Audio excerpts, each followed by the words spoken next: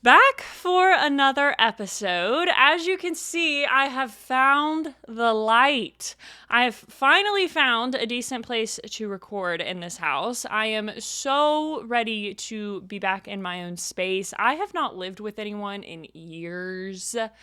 And it's throwing me a little off. I'm not going to lie. I'm not used to being able to do whatever I want, whenever I want, however I want.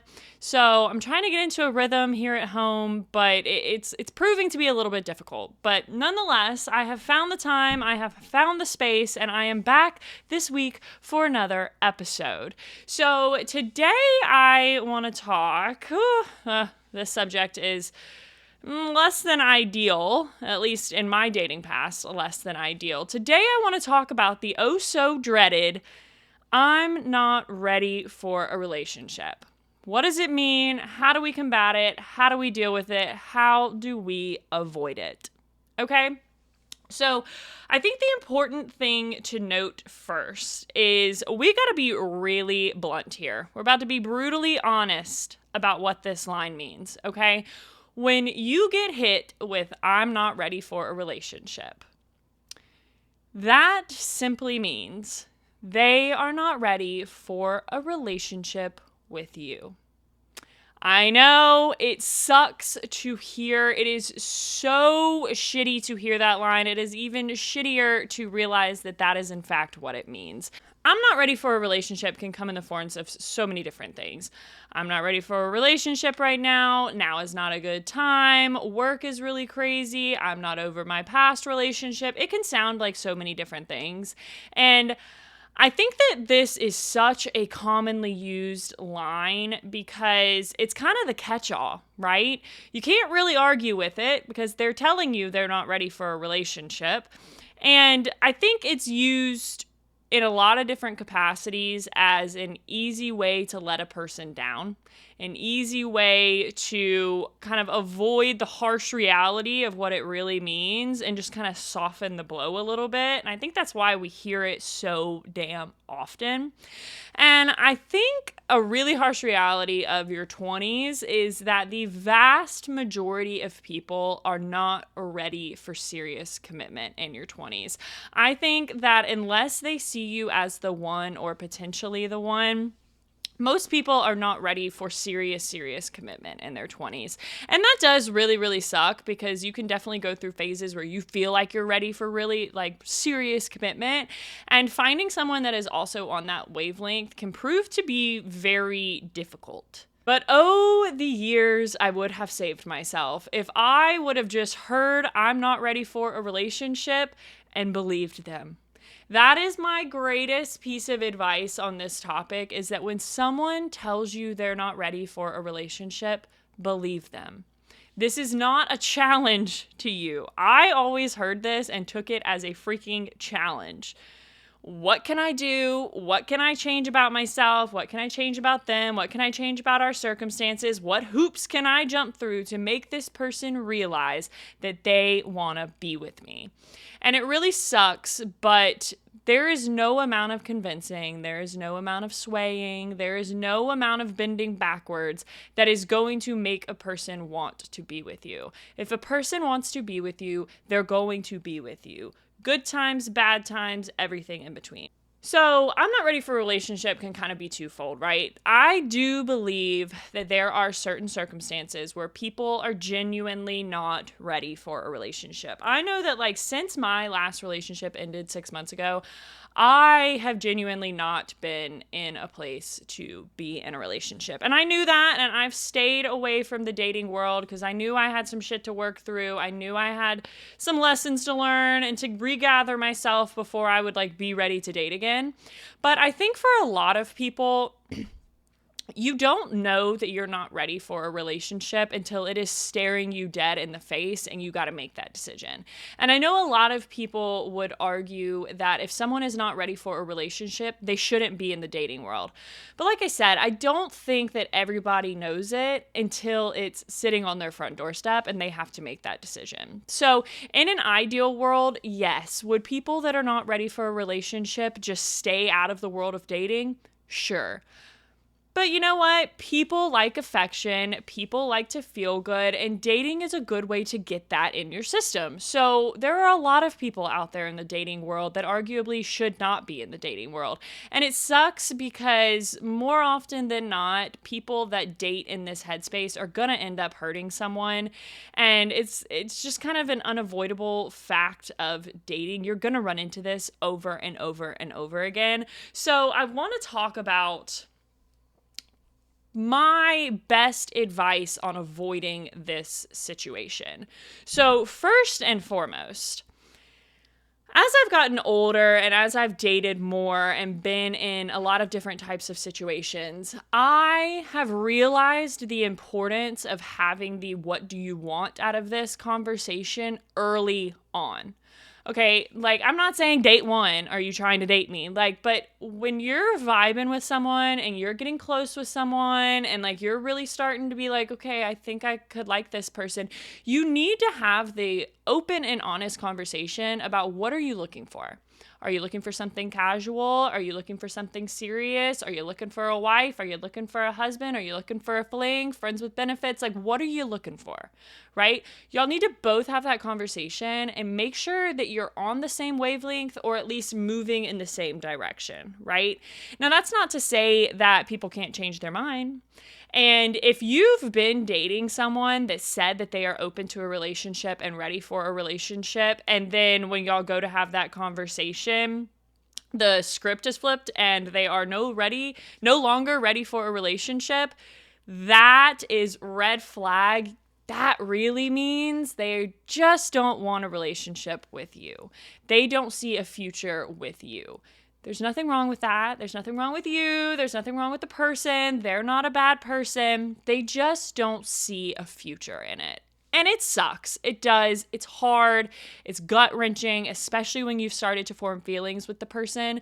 But I think first and foremost, set the groundwork in a mature way and have the conversation about what you're both looking for. If you're both looking for a hookup, cool. If you're both looking for friends with benefits, cool. If you're both looking for a relationship, sweet.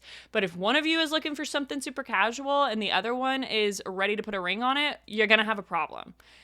Someone is going to get hurt. So go ahead and try to nip this situation in the bud from the get-go and have that conversation early on so that you're not surprised 6 months, 8 months down the road when you're both on two totally different planets. I think secondly, one of the biggest pieces of advice that I can give, and one that I am really trying to take for myself, is I think a huge mistake we make in dating when it comes to this topic and taking the next steps in relationships is we've got to stop asking. What are we? Where is this going? What do you want out of this? Are you ready to take the next step? Instead, we need to tell the other person, this is what I want. This is what I expect. This is where I want this relationship to go. If both parties are open and honest and blunt about what they want and what they expect and what they're looking for, then it's not a matter of one person having the ball in their court and the other person just waiting to see what the next steps are. Both parties are playing on an even playing field, right? You're saying what you want. They're saying what they want. You're either going to meet in the middle, or you're going to have the hard conversation about, okay, are we going to get on the same path? Are we willing to move in the same direction? Or do we need to consider parting ways until if and when we are ever on the same wavelength? And I know how hard that is. It is so much easier said than done to have that blunt and honest conversation, but so much of my dating past has been me putting the ball in another person's court, right? My feelings are in. I'm 2 feet in. I'm ready to jump. Now here is me asking you, what are we? What are we doing? Where are we going? I've lost all of the power at that point. I have lost every leg that I have to stand on. I am putty in your hand at that point. Whereas if I would come to this conversation with, look, I really, really like you. I really like hanging out with you. I vibe with you big time. I would love to be in a relationship. I would love to move forward in this relationship. I would love commitment. That is what I am looking for in this relationship moving forward. And then they can either come to you with, yeah, I'm really liking the way that we're moving too. I love the way that we vibe. I would love to take the next steps and move forward with you as well. Or they're going to hit you with the, I really like to hang out with you too. I really like to vibe with you too, but I'm just not looking for anything serious right now. I'm not looking to take those next steps. There you go. That is two people being open, honest, and blunt about where they're at in a relationship. Not one person putting the ball in the other person's court and saying, okay, guess we're going to see. We're going to wait and see what they want. That's what we want to avoid, because we don't need that kind of like power struggle. I think it leads to a lot of resentment in relationships. And an important thing to note here, and this is a really hard realization that I had rather recently, honestly, that when a person tells you that they are not ready for a relationship, they're not kidding. They're not joking. They are setting a boundary for you. They are saying, look, I am being open. I am being honest. I am telling you that this is not what I want right now. And I think for far too long, I saw this as a sort of challenge almost. So what can I change about myself? What can I change about you? What can I change about the situation, our circumstances to make you want to be with me, right? And it was really shitty when I realized that game that I was playing, that reverse psychology game that I was playing, was honestly a little manipulative.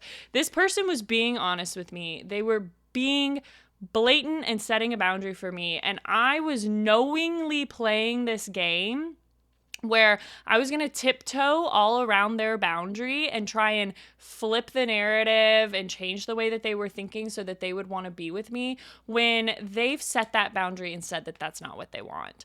And it sucks. It really sucks. But it's also super important to recognize that the only person that you can control in a relationship is you.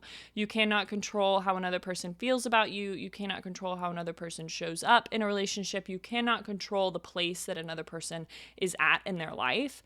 And coming to that realization was a really good perspective shift in the world of dating, because far too often when I got caught up in these situations, I became incredibly resentful of the other person, right? Like, this person would tell me I'm not ready for a relationship. I would see it as some sort of freaking challenge, and I would bend over backwards, give them all of my attention, all of my love, all of my affection, in hopes of changing the way that they were thinking so that they would want to be with me. And then when they stayed true to what they were saying and they still didn't want to be with me, I would blame the other person. I would say, what do you mean you don't want to be with me? I have jumped through hoops and bent over backwards to do X, Y, and Z for you. I treat you so well. Like, how do you not want to be with me? Why do you take me on dates? Why do we hang out all the time? Why do we talk all the time if you don't want to be with me? And the reality is that they've already told you that they don't want to be with you. You're the one that is laying all of your cards out on the table. You are serving yourself up on a silver platter and then wondering why they don't walk away from it. Why would they? You're giving them everything that they want without any of the sacrifice on their end. You're not making them take steps. You're not making them, show how much they value you or anything like that. You're serving it up to them on a silver platter. And would the mature thing for them to do to be to walk away because they know that they don't want you in the same way that you want them? Sure, that'd be the super awesome thing to do.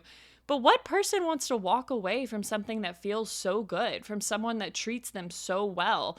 No one wants to walk away from that. They've told you they don't want to be with you. It's up to you to realize that the only person that you can control in this relationship is yourself. So if you're going to get mad at them for not walking away, or get mad at them for continuing to entertain you or continuing to hang out with you, you need to take a step back and look at it from a bird's eye view and realize that it's time for you to take control of this relationship.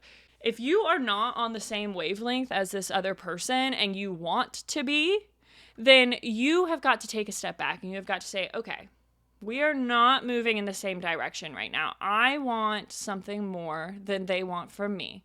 I have got to stop jumping through hoops, stop bending over backwards. I am just putting all of my cards on the table, letting them see everything that I have to offer. And I can't be mad when they quote unquote take advantage of it. I'm giving it to them free and clear on a silver platter. It's not their fault for continuing to take it when you're willing to give it. And that was a super hard thing to realize, that a lot of my heartbreak in my past relationships could have been avoided had I just stopped playing this game. It's not a fun game to play, and I am here to tell you every single time I am the one that lost this game. Because I was all in. I had all of my cards out there. I was ready to go. And I refused to recognize that it was never going to be returned in the same way that I was giving it. I made it too easy for them. I made it way too easy to have all of me with nothing in return. And so when someone says that they don't want a relationship with you, that doesn't make them a bad person. That doesn't mean that there's anything wrong with you. It doesn't mean that there's anything wrong with y'all. It generally means that they just don't see a future with you, or that they truly are at a place in their life where it's just not a good time. And you have to, when you hear this line, you have to take it for face value. They are being honest with you. They are telling you exactly how they feel. It is up to you to respect yourself enough to hear what they are saying, respect your own boundaries and respect what you want for yourself, and also respect them and the boundary that they are setting for your relationship. And I am here to tell you, it is tough, especially when there are feelings involved. And that is why I cannot stress enough the importance of having this conversation early on in the relationship, so that you don't catch yourself months down the road, feelings all involved, and then blindsided by the fact that they don't want a relationship with you. It can still happen, even if you have that conversation early on. But try to have that conversation early on. Try to set the groundwork of open and honest communication about what's going on in your relationship. And then be open and honest with yourself. What do you truly want? If you are not looking for a situationship, if you are not looking for friends with benefits, do not accept someone that says that that is what they want. They're being honest with you about what they want. Now you need to be honest with yourself, and you need to be honest with them, and set the groundwork for a healthy relationship in whatever capacity it's going to be. Like I said, I know it's easier said than done. I am working so hard to make this a reality in my life, and I just know that if we can all nail this and we can all start to take what people say for face value and stop overanalyzing and picking it apart and creating scenarios in our head, if we can get to that point, I think dating will feel a lot less scary. So that's what I'm looking forward to. And I think this was a good realization for me. I think it was solid advice that I'm giving you. So I would love to hear y'all's take on the "I'm not ready for a relationship" line. I know there are so many different scenarios and circumstances where this line comes up. So I would love to hear some of y'all's stories in the comments. Throw me a DM on Instagram. As always, please be sure to like, follow, share, rate, comment, subscribe, do all of the things. I will see you back next week.